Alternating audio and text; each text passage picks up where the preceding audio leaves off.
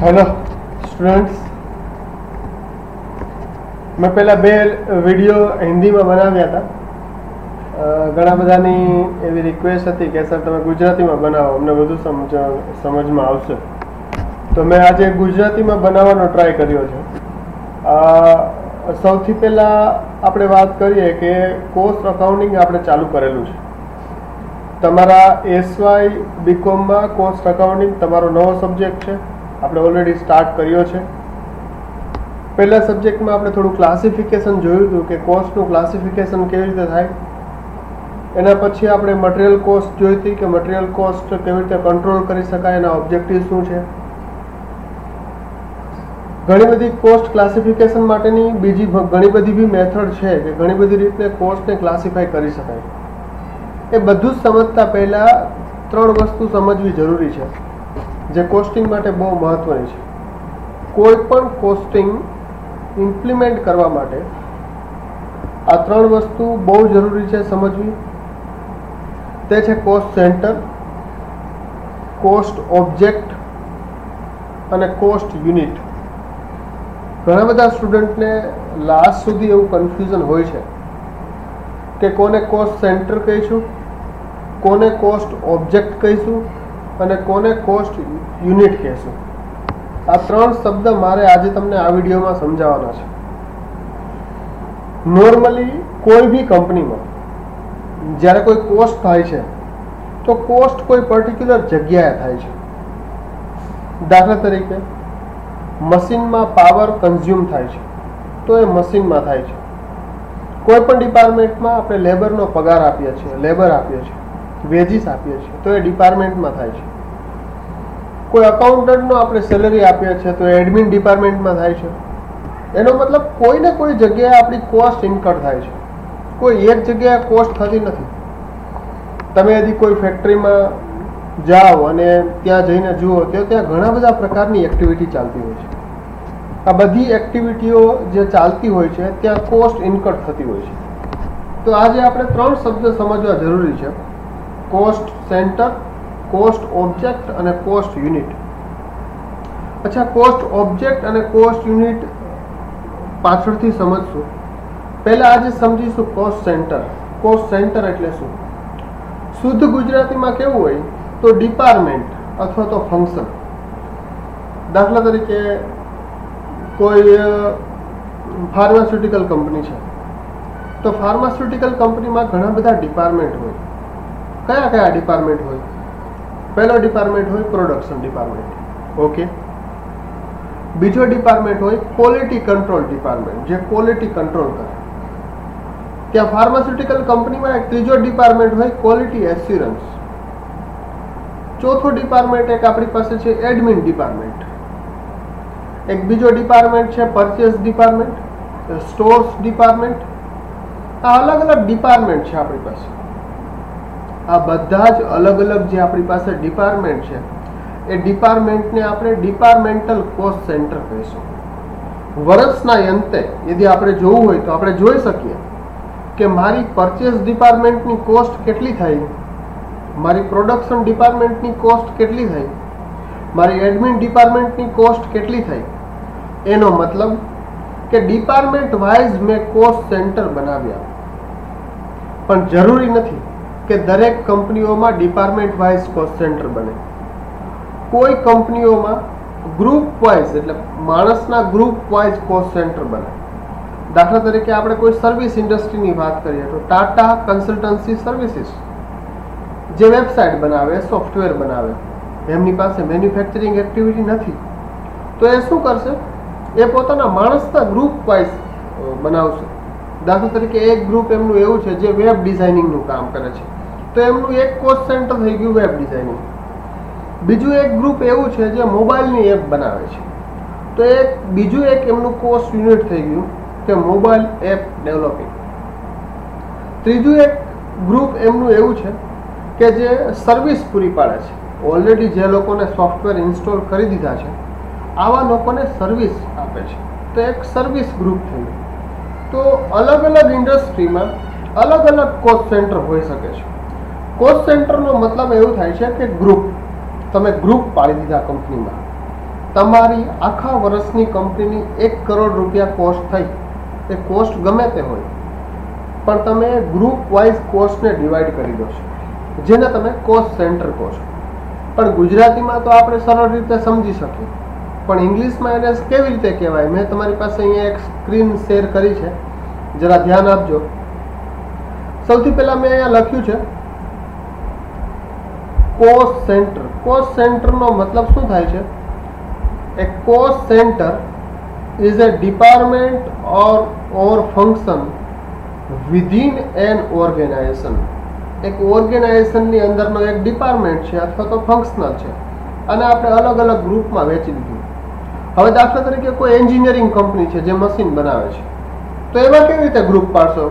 તો એમાં એક કલર ડિપાર્ટમેન્ટ હશે, એક એસેમ્બલિંગ ડિપાર્ટમેન્ટ હશે, એક ટેસ્ટિંગ ડિપાર્ટમેન્ટ હશે.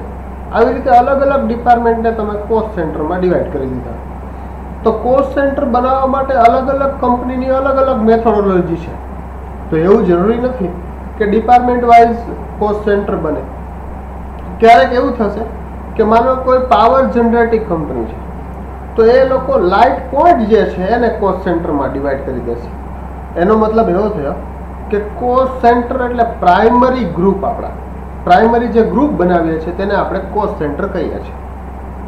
દાખલા તરીકે મારું મટીરિયલ લાગ્યું, મટીરિયલ લીધું, તો કયા ગ્રુપ માટે લીધું? મેં કયા ડિપાર્ટમેન્ટ માટે લીધું? તો કે પ્રોડક્શન ડિપાર્ટમેન્ટ. તો એ પ્રોડક્શન ડિપાર્ટમેન્ટમાં જે મટીરિયલ કોસ્ટ થઈ મારી, એ ડિપાર્ટમેન્ટની કોસ્ટ થઈ ગઈ. તો આપણને ખબર પડે કે મારી પ્રોડક્શન ડિપાર્ટમેન્ટની કોસ્ટ આટલી છે, મારી એડમિન ડિપાર્ટમેન્ટની કોસ્ટ આટલી છે, મારી પરચેઝની કોસ્ટ આટલી છે. એવી રીતે હું અલગ અલગ કોસ્ટ સેન્ટર બનાવી અને કોસ્ટિંગ કરીશ, તો મને ખબર પડશે કે વર્ષના અંતે મારી કેટલી કોસ્ટ કયા કોસ્ટ સેન્ટરની અંદર થઈ. આ બહુ વાઇડ સબ્જેક્ટ છે અને પ્રેક્ટિકલી બહુ વાઇડ છે.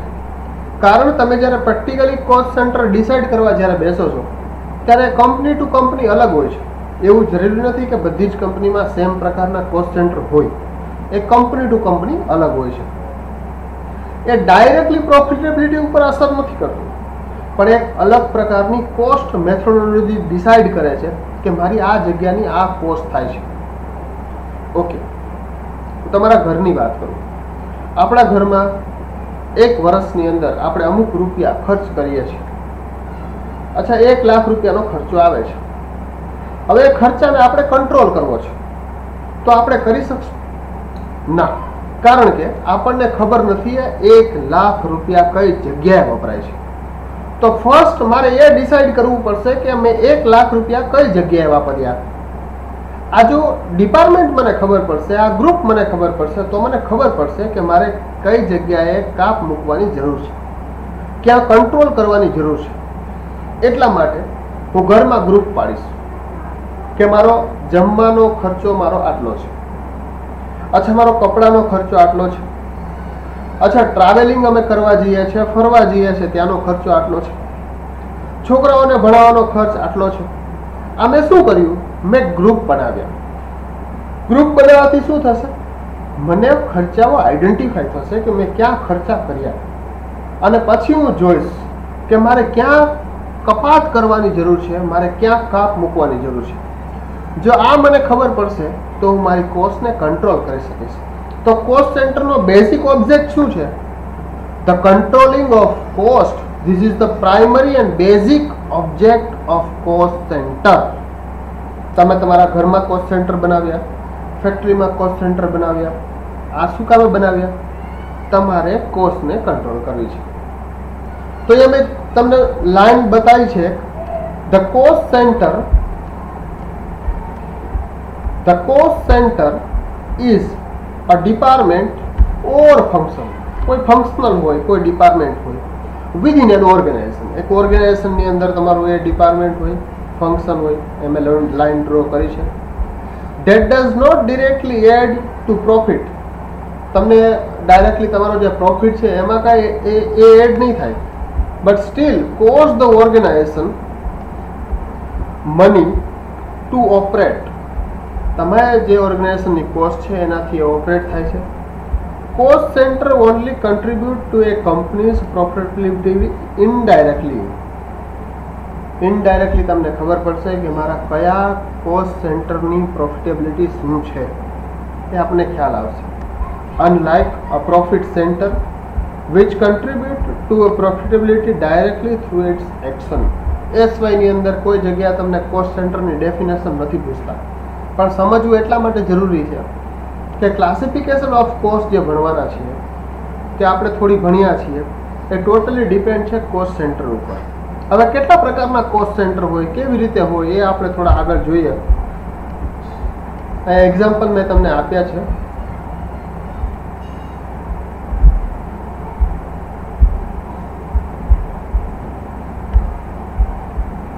તો છે personnel cost centre. Personnel cost સેન્ટરનો મતલબ શું થાય છે? મેં હમણાં જ તમને વાત કરી કે સર્વિસ ઇન્ડસ્ટ્રી છે એ નાના નાના પર્સનનું ગ્રુપ બનાવે છે, તો એવા ગ્રુપને આપણે પર્સનલ કોસ્ટ સેન્ટર કહીશું. દેખો, personal or group of person or group of person, એટલે માણસ અથવા માણસનું ગ્રુપ, એને આપણે એક કોસ્ટ સેન્ટર ડિસાઇડ કરી દીધું કે ભાઈ આટલા માણસનો ચલાવવાનો ખર્ચ આટલો છે, આટલા માણસ મને આટલી પ્રોડક્ટિવિટી આપશે, એને પર્સનલ કોસ્ટ સેન્ટર આપણે કહીશું. પછી શું છે? Impersonal cost centre. ઇમ્પર્સનલનો મતલબ શું થાય છે કે માણસ નથી તો ત્યાં શું હશે? તો ત્યાં હશે લોકેશન અથવા તો ઇક્વિપમેન્ટ અથવા તો બંને. અચ્છા, હવે લોકેશન અને ઇક્વિપમેન્ટમાં શું ફરક છે હું તમને જરા કહી દઉં. લોકેશનનો મતલબ થાય છે કંપનીમાં અલગ અલગ એરિયા, અલગ અલગ જગ્યા, અને તમે કોસ્ટ સેન્ટર ડિસાઇડ કરી. તમારી machine shop, assembly shop, colour shop, admin department, production department, આને થઈ ગયું લોકેશન. ઇક્વિપમેન્ટનો મતલબ શું થાય છે? માની લો કે તમારી પાસે ઓનલી મશીન ચાલે છે અને મશીન જ તમારી મેઇન ઇન્ડસ્ટ્રી છે કે જે ચલાવીને તમે ફાઇનલ પ્રોડક્ટ બહાર પાડો છો. તમારી ઇન્ડસ્ટ્રીમાં 50 મશીન છે, તો એક મશીન એ તમારું કોસ્ટ સેન્ટર થઈ ગયું. 1 2 3 4, તો 50 કોસ્ટ સેન્ટર તમારા ડિસાઇડ થઈ ગયા કે 50 કોસ્ટ સેન્ટરમાં મારી કોસ્ટ કયા મશીનમાં કેટલી લાગવાની છે. It this clear? Yes, okay. Now production cost centre. પહેલું આપણે જોયું પર્સનલ. પર્સનનો મતલબ માણસના ગ્રુપ અથવા માણસોના ગ્રુપ. પછી જોયું ઇમ્પર્સનલ. ઇમ્પર્સનલનો મતલબ થાય છે કાં તો લોકેશન વાઇઝ કોસ્ટ સેન્ટર અથવા તો equipment wise cost centre, machine wise cost centre. હવે આપણે જોયું પ્રોડક્શન વાઇઝ કોસ્ટ સેન્ટર. આ બધા પ્રકારના કોસ્ટ સેન્ટર છે જે મેં તમને શરૂઆતમાં એક્ઝામ્પલ આપ્યા કે આ company to company cost centre અલગ હોય છે. Company to company cost centre બદલાયેલા રહે છે. કંપની ટુ કંપની તેમાં ફેરફાર પણ આપણે કરી શકીએ છીએ. હવે પ્રોડક્શન આપણે જોઈએ. This type of expense centre deal with a product or manufacturing work. તમે જે મેન્યુફેક્ચરિંગ કરો છો ને એ કામને તમે અલગ અલગ ગ્રુપમાં ડિવાઈડ કરી દો છો. દાખલા તરીકે એક કાર બનાવો છો, એ કારમાં એસેમ્બલિંગ પાર્ટ અલગ કરી દો છો, મેન્યુફેક્ચરિંગ પાર્ટ અલગ કરી દો છો, કલર ડિપાર્ટમેન્ટ છે એનો પાર્ટ અલગ કરી દો છો. એ બધા અલગ અલગ પાર્ટ થઈ ગયા. મેન્યુફેક્ચરિંગ વર્કને તમે ડિવાઈડ કરો છો, એ કોસ્ટ સેન્ટર થઈ ગયા તમારા. For example of product centre are welding shop. એક વેલ્ડિંગ શોપ છે તમારી પાસે. એક મશીન શોપ છે જ્યાં મશીન ચાલે છે. એક ગ્રાઇન્ડિંગ શોપ છે એટલે જ્યાં ઇક્વિપમેન્ટ જે વસ્તુ છે તે ગ્રાઇન્ડિંગ કરો છો. એક તમારી પાસે પેઇન્ટિંગ શોપ છે. પેઇન્ટિંગ થયા પછી એક પોલિશિંગ શોપ છે. અને આ બધું જ થયા પછી એક એસેમ્બલિંગ શોપ છે. બધું જ જગ્યાએથી તમે મળીને એક એસેમ્બલિંગ કરો છો. એનો મતલબ તમારા ગ્રુપ શું બન્યા? તમારા ગ્રુપ બન્યા welding shop, machine shop, grinding shop, painting shop, polishing કરો છો અને ફાઇનલી તમે એસેમ્બલિંગ કરો છો. આ રીતે તમે કોસ્ટ સેન્ટર કર્યા છે. દેખો, car manufacturing company, pharmaceutical manufacturing company, engineering manufacturing company, બધી અલગ અલગ વસ્તુઓના પ્રોસેસ અલગ અલગ છે. એટલા માટે બધાના કોસ્ટ સેન્ટર પણ અલગ અલગ રહેશે. આજે એ સમજવાનો પ્રયત્ન કરીશું કોસ્ટ સેન્ટર બનાવવા કેવી રીતે, અથવા તો કોસ્ટ સેન્ટરનું કામ શું છે. કોઈ બી રૂપિયો, એક બી કોસ્ટ તમારી ક્યાંક થશે કંપનીમાં, તો તમારે પહેલા નક્કી કરવું પડશે કે આ કોસ્ટ મેં કયા કોસ્ટ સેન્ટર માટે કરી. કારણ કે ખર્ચાને કંટ્રોલ કરવા માટે કોસ્ટ સેન્ટર બહુ જરૂરી છે. તો જ ખબર પડશે કે મારા કયા કોસ્ટ સેન્ટરમાં કેટલો ખર્ચો આવે છે. નાની કંપનીઓમાં કોસ્ટ સેન્ટર જેવું કશું હોતું નથી, એટલે કોસ્ટને કંટ્રોલ કરવાનું અઘરું પડે છે. ડિફિકલ્ટ થાય છે. મોટી કંપનીઓમાં દરેક મોટી કંપનીઓમાં અલગ અલગ ડિપાર્ટમેન્ટ હોય છે, જેના કારણે કોસ્ટ કંટ્રોલ કરવાનું ઇઝી બની જાય છે. તો કેટલા પ્રકારના કોસ્ટ સેન્ટર છે? એક તો પર્સનલ કોસ્ટ સેન્ટર, એનો મતલબ એક માણસનું ગ્રુપ અથવા તો માણસોનું ગ્રુપ. એક ઇમ્પર્સનલ નો મતલબ એવો થાય છે લોકેશન વાઇઝ, ઇક્વિપમેન્ટ વાઇઝ આપણે અલગ અલગ કોસ્ટ ડિપાર્ટમેન્ટ અલગ કરી દઈએ છીએ. પ્રોડક્શન કોસ્ટ ડિપાર્ટમેન્ટ મોસ્ટલી બધી જ જગ્યાએ, જે મેન્યુફેક્ચરિંગ કંપની છે તેમાં પ્રોડક્શન કોસ્ટ ડિપાર્ટમેન્ટ હોય છે. એમાં welding department, machine department, grinding department, painting department, polishing shop, assembly shop. કોઈ પણ કંપનીઓના ખર્ચા જ્યારે પણ થશે ત્યારે આ ડિપાર્ટમેન્ટ વાઇઝ થશે. આગળ જઈએ, સર્વિસ ડિપાર્ટમેન્ટ. સર્વિસ ડિપાર્ટમેન્ટ એટલે સર્વિસ ઇન્ડસ્ટ્રી હશે ત્યાં સર્વિસ ડિપાર્ટમેન્ટ પડશે. એવું જરૂરી નથી સર્વિસ ડિપાર્ટમેન્ટ સર્વિસ ઇન્ડસ્ટ્રીમાં જ હશે. મેન્યુફેક્ચરિંગ કંપની ચલાવવા માટે પણ સર્વિસીસની જરૂર પડશે. તમને પ્રશ્ન થશે, સર એ કેવી રીતે? દાખલા તરીકે મેન્યુફેક્ચરિંગ ઇન્ડસ્ટ્રી છે, ફાર્માસ્યુટિકલ કંપની. ફાર્માસ્યુટિકલ કંપનીમાં મશીન ચાલે છે, મશીન કન્ટિન્યુ ચાલે છે. એ મશીન ચલાવવા માટે, મેન્ટેનન્સ કરવા માટે તમે એક એન્જિનિયરિંગ ડિપાર્ટમેન્ટ રાખ્યો છે. એ એન્જિનિયરિંગ ડિપાર્ટમેન્ટમાં એન્જિનિયર છે. જ્યારે પણ કંપનીમાં મશીન બગડશે ત્યારે એન્જિનિયર આવીને તમારું મશીન ઠીક કરી દેશે. એ તમારો જ ડિપાર્ટમેન્ટ છે, તમે ઇન હાઉસ ડિપાર્ટમેન્ટ ઊભો કરેલો છે. આવા ડિપાર્ટમેન્ટને સર્વિસ સપોર્ટ કોસ્ટ સેન્ટર આપણે કહીશું. એ તમને સર્વિસ પૂરી પાડે છે, એનો મતલબ એ સર્વિસ કોસ્ટ સેન્ટર છે. થોડું આપણે ધ્યાનથી જોઈએ, સર્વિસ કોસ્ટ સેન્ટર એટલે શું? If a cost pool deal with or is associated with rendering a service is to production center. Production જ્યાં થાય છે એટલે પ્રોડક્શન સેન્ટરને જે બી સર્વિસ પૂરી પાડશે, એ જે સર્વિસ પૂરી પાડશે તેને આપણે સર્વિસ સેન્ટર કહેશું. A few examples of this type of cost center are transport, store, accounts, power, personal department. એ બધા સપોર્ટિવ સર્વિસ ડિપાર્ટમેન્ટ છે પ્રોડક્શન. તો આ જે સપોર્ટિવ ડિપાર્ટમેન્ટ જે છે તેને આપણે સર્વિસ ડિપાર્ટમેન્ટ કહીશું. એ પણ આપણા કોસ્ટ સેન્ટર છે. તો તમને બેઝિક આઈડિયા આવી ગયો હશે કે કોસ્ટ સેન્ટર કોને કહેવાય. કોસ્ટ સેન્ટર એટલે કંપનીમાં એક અલગ અલગ આપણે ગ્રુપ બનાવીએ છીએ. એક ગ્રુપ લોકેશન વાઇઝ બી હોઈ શકે, એક ગ્રુપ ઇક્વિપમેન્ટ વાઇઝ પણ હોઈ શકે, એક ગ્રુપ સર્વિસ ડિપાર્ટમેન્ટ વાઇઝ પણ હોઈ શકે, એક ગ્રુપ પર્સનલ પણ હોઈ શકે, ઇમ્પર્સનલ પણ હોઈ શકે. આને આપણે cost unit, cost department, cost centre તરીકે આપણે સમજશું. અચ્છા, બેઝિક ઓબ્જેક્ટ શું છે કોસ્ટ સેન્ટરનો? કોસ્ટ સેન્ટરનો બેઝિક ઓબ્જેક્ટ છે કંટ્રોલિંગ ધ કોસ્ટ. તમે જ્યારે ડિપાર્ટમેન્ટ વાઇઝ કોસ્ટ યુનિટને, કોસ્ટ સેન્ટરને જ્યારે તો કોસ્ટ સેન્ટર સમજાઈ ગયું કે કોસ્ટ સેન્ટર આપણે કેવી રીતે બનાવીશું. અલગ અલગ કંપનીઓમાં અલગ અલગ પ્રકારના કોસ્ટ સેન્ટર હશે અને તે અહીંયા આપણે જોશું. આગળ આપણે વાત કરીએ તો કોસ્ટ ઓબ્જેક્ટ. કોસ્ટ ઓબ્જેક્ટનો મતલબ શું થાય છે? એકદમ ઇઝી વસ્તુ છે કે કોસ્ટ ઓબ્જેક્ટ એટલે શું. તો કોસ્ટ ઓબ્જેક્ટનો મતલબ થાય છે સબ ગ્રુપ. દાખલા તરીકે આપણી પાસે એક ડિપાર્ટમેન્ટ છે પ્રોડક્શન ડિપાર્ટમેન્ટ.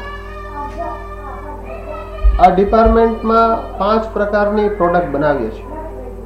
તો 5 પ્રકારની જે પ્રોડક્ટ આપણી ત્યાં બને છે, તો એક ડિપાર્ટમેન્ટ પ્રોડક્શન છે તે કોસ્ટ સેન્ટર થયું.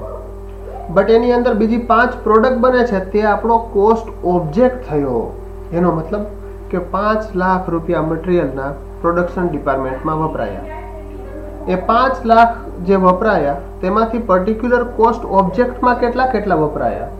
એનો મતલબ કે પર્ટિક્યુલર પ્રોડક્ટમાં કેટલા વપરાયા. તો જે આ પ્રોડક્ટ થયા, સબ ગ્રુપ થયા, તે આપણું કોસ્ટ ઓબ્જેક્ટ છે. આ ધ્યાનમાં રાખવાનું છે. અહીંયા થોડું મેં PDF શેર કરી છે, થોડું શું ઇંગ્લિશમાં લખ્યું છે, ધ્યાન આપો.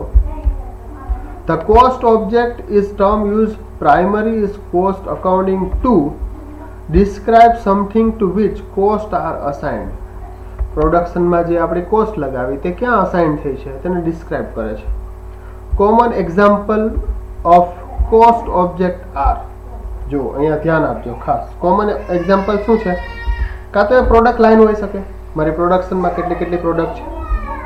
જિયોગ્રાફિકલ ટેરિટરી હોઈ શકે કે એક અલગ અલગ જિયોગ્રાફીમાં મારું કેટલું સેલ્સ થાય છે એ હોઈ શકે. કસ્ટમર હોઈ શકે. Department or something else for which management would like to qualify cost. તો એ સબ ગ્રુપ થયા. કોસ્ટ ઓબ્જેક્ટનો મતલબ થાય છે સબ ગ્રુપ. એ આપણા સબ ગ્રુપ છે. આગળ આપણે જોઈએ તો કોસ્ટ યુનિટની આપણે વાત કરીએ તો કોસ્ટ યુનિટ એટલે શું? કોસ્ટ યુનિટનો મતલબ થાય છે કે કોઈ પણ પ્રોડક્ટને તમે જે વોલ્યુમ છે કે તમારો જે કિલો છે અથવા તો તમારું જે લીટર છે એને આપણે કોસ્ટ યુનિટ કહીએ છીએ. દાખલા તરીકે સ્ટીલ છે તો સ્ટીલ કેવી રીતે યુનિટમાં આવશે? તો કે ટનમાં આવશે. તો સ્ટીલ માટે કોસ્ટ યુનિટ શું? ટન. ઓઇલ જે છે તો ઓઇલ કેવી રીતે આવશે? તો ઓઇલ લીટરમાં આવશે. તો ઓઇલનું કોસ્ટ યુનિટ શું? લીટર. ઓટોમોબાઈલ્સ નંબરમાં આવશે 1 2 3 4 5 6. કેમિકલ કિલોગ્રામમાં આવશે, ટનમાં આવશે, લીટરમાં આવશે. પાવર એ કિલોવોટમાં આવશે. ટ્રાન્સપોર્ટ એ કિલોમીટરમાં આવશે. સિમેન્ટ ટન આવશે, પર બેગમાં આવશે. હોટલનું કોસ્ટ યુનિટ શું? તો કે પર રૂમ. હોસ્પિટલનું તો કે પેશન્ટ પર ડે. તો આવી રીતે અલગ અલગ કોસ્ટ યુનિટ અહીંયા બનાવેલા છે. ઘણી બધી સરળ અને સારી ઇન્ફોર્મેશન મેં પાસ કરી છે. કોઈને કંઈ ક્વેશ્ચન હોય તો ડાયરેક્ટલી મને ફોન કરીને બી પૂછી શકે છે અને મને વોટ્સઅપ બી કરી શકે છે. આપણે એવો પ્રયત્ન કરીએ છીએ કે આપણને આ ત્રણ વસ્તુ સમજાઈ ગઈ છે: કોસ્ટ સેન્ટર, કોસ્ટ ઓબ્જેક્ટ અને કોસ્ટ યુનિટ. નેક્સ્ટ લેક્ચરમાં આપણે આપણું જે કન્ટિન્યુ ચેપ્ટર ચાલુ છે ક્લાસિફિકેશન ઓફ કોસ્ટ તે ચાલુ કરીશું. વચ્ચે એટલા માટે મેં તમને આ લીધું કારણ કે આગળની જે ક્લાસિફિકેશન ઓફ કોસ્ટ ભણવાની છે તે આ ત્રણના બેઝ ઉપર ડિપેન્ડ છે. એટલે વચ્ચે આ એક મેં વિડીયો બનાવ્યો છે, નાનો વિડીયો છે, તો એ તમે સમજજો અને કન્ફ્યુઝન હોય તો મને કહેજો. Okay, bye bye.